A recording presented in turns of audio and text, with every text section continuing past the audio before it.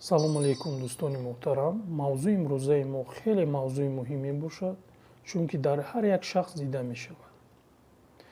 мавзӯи имрӯзаи мо резиши мӯи сар мебошад. яъне ки резиши мӯи сар асосан дар мардҳо нисбат ба занҳо зиёдтар мебошад. 75% дар мардҳо ва 25% дар занҳо. агар дар як шабона рӯз мӯи сари шумо аз 80 яъне ки то 120 дона резад, ин норма ҳисоб мешавад. ва зиёда аз 120 дона дар як шабона рӯз, ин аллакай беморӣ ҳисоб мешавад. ҳозир ман ба шумо якчанд сабабҳои резиши мӯи сарро мефаҳмонам. лекин пеш аз сабабҳоро фаҳмондан, дар ин тугмачаи лайкро зер кунед ва дар канали мо подписатсия кунед. сабаби якуме ки ба резиши мӯи сар меорад, ин норасоии витаминҳо ва микроэлементҳо мебошад. мо бояд ки донем ки кадом гурӯҳи витаминҳо ва микроэлементҳо ба резиши мӯи сар меоранд. яъне ки гурӯҳи витаминҳои S, витамини D, витамини группаи B, асосан гурӯҳи B2 ва B6 ба резиши мӯи сар меоранд. ҳангоми норасоии витаминҳо, яъне ки рехтани мӯи сар зиёд мешавад. ва аз микроэлементҳо бошад, асосан микроэлементи оҳан, цинк ва калсий ба резиши мӯи сар меорад, яъне ки резиши мӯи сарро зиёд менамояд. дуюм сабабе ки ба резиши мӯи сар меорад, ин стрессҳои тӯлкашида мебошад. яъне ки бисёри шахсҳо дар онҳош стрессҳо ба монанди моҳҳо, солҳо давом мекунанд. ва ин яъне ки ба рехтани мӯи сари онҳо меоранд. лекин бисёри онҳо намедонанд ки барои чӣ яъне ки мӯи сарашон мерезад. сеюм сабабе ки ба резиши мӯи сар меорад, ин бемориҳои системаи ҳозима аст. яъне ки ба монанди гастрит, калит, илтиҳоби ҷигар, варами талхадон, инҳо ба зиёдшавии резиши мӯи сар меоранд.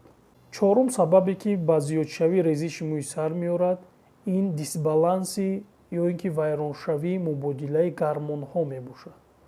дар мардҳо миқдори агар ки гормонҳои мардона зиёд шавад, ба монанди андрогенҳо, яки тестостерон, ин ба резиши мӯи сари мардонагӣ меорад, ё ин ки андрогенӣ мегӯянд, яъне ки минтақаи пешонаи мӯи сари онҳо резишаш сар мешавад. дар занҳо баръакс, яъне ки дар ҳангоми ҳомиладоршавӣ дар онҳо миқдори эстрогенҳо ё гормонҳои занона зиёд мешавад ва ин ба ғафсшавии мӯи сари занҳо меорад. ба ғайр аз ин, бемориҳои гормоналии ғадуди назди сипаршакл, яъне ки пастшавии функсияи ғадуди назди сипаршакл ё ки паратироидни гормон мегӯем, пастшавии ин гормонҳо дида шавад, ин мубодилаи калсий яъне ки дар организм вайрон мешавад ва ба зиёдшавии резиши мӯи сар яъне ки меорад. сабаби охироне ки мо ба шумо мефаҳмонем, ин сабаби генетикӣ ё ин ки наслӣ мебошад. резиши мӯи сар ҳам аз насл ба насл яъне ки мегузарад. рехтани мӯи сар се намуд мешавад. якум намуд яъне ки рехтани мӯи сари андрогенӣ ё ин ки мардонавӣ, дуюм намуд яъне ки лонавӣ ё ки ачагвӣ мегӯянд ва сеюм таталнӣ ё ин ки пангашта. тавбати рехтани мӯи сар, яъне ки барои дуруст тавбат кардани рехтани мӯи сар, шумо ҳатман бояд ки ба духтур муроҷиат кунед. яъне ки духтур бояд ки сабабҳои рехтани мӯи сари шуморо аввал муайян намояд. барои ин лозим мешавад таҳлилҳои гуногуни хун барои муайян кардани сатҳи микроэлементҳо, витаминҳо ва санҷиши умми хун ба шумо ҳатман лозим мешавад. хуб, агар ки сабаби яъне ки рехтани мӯи сарро духтур муайян намуд, тавбати лозимаро шурӯъ менамояд. хуб, ба шумо ҳозир як маскаеро тавсия медиҳам ки хеле барои рехтани мӯи сар муфид мебошад. якум, яъне ки маска чӣ хел тайёр карда мешавад.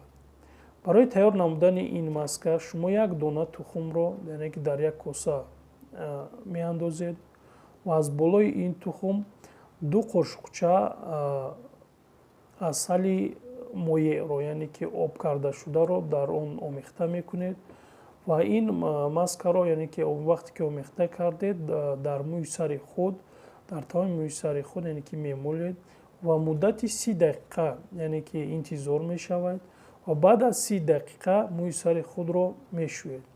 Яъне ки дар як ҳафта то 2 маротиба шумо бояд ки ин маскаро истифода баред ва барои барқароршавӣ ва устуворшавии решаҳои мӯи сари шумо хеле фоидаи калон мерасонад ва решаҳои мӯи шуморо боқувват мекунад. яъне ки чӣ хеле гуфтем, барои пурра табобат кардани резиши мӯи сар ҳатман яъне ки ба духтури дерматолог муроҷиат кунед ва сабаби асосии резиши мӯи сари шуморо муайян кунад ва табобати лозимаро гузаред. хуб, дар охир, яъне ки дар канали мо ҳатман подписатсия кунед, дар ин видео лайкро зер кунед ва ин видеоро яъне ки падилитсия кунед ба дӯстонатон ва наздиканатон.